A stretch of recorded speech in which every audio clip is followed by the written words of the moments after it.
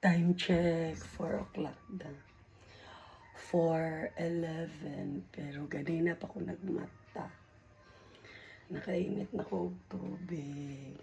Muna akong daily life. Good morning sa tanan. Taon. Nakuman ako ginit og tubig kaysa yuko nagmata. Muna nga ako ang lifestyle, ani. Sa'yo ko magmata, then sa'yo jud ko makamata. Bisan pa kung saan oras ko matulog sa gabi, mo nang taod-taod mato na pud ko sa akong garden, pero karon hikay sa ko mga mainom sa kong gatas. Timpla ta gatas kay dyan na.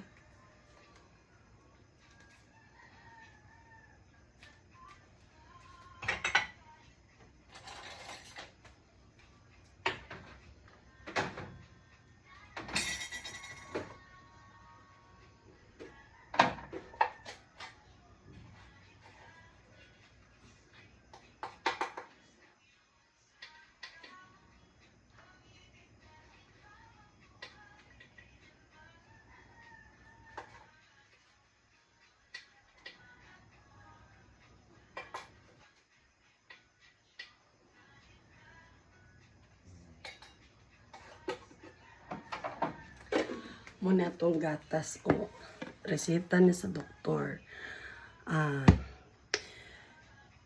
Kuan siya, murag ganang generic ba sa generic.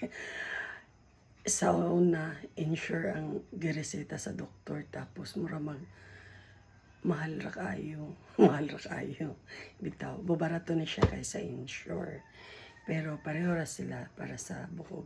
So, kini daw ko nung gatas, maayo na siya sa mga arthritis.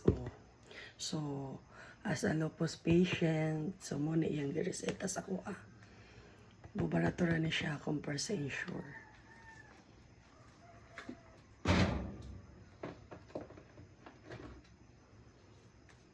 Onya kay mag-bloated ko pag puro gatas.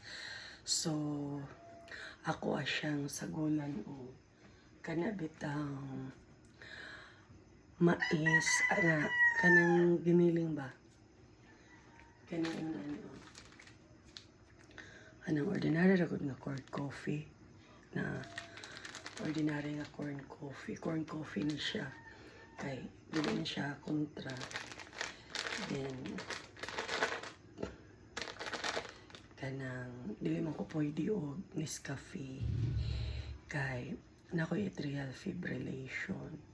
So muna ako ang complication sa ako ang lupus, ang akong nakoy atrial fibrillation. So dili ko pwede og kape. So pero kining corn coffee dili ko kubahon. Muna nga kini akong isagol kay dili ko pwede mag-inom og puro gatas. Mag-bloated jud ako dyan. Mag-doubt ako dyan. Usahay gani, mag-doubt ka man gani. Basta, inani mo na nga. Mag-inom ko gatas na ako kuan sagol. Mura na ako isagol. So, no sugar. Kanilang coffee o sa na lang In plus.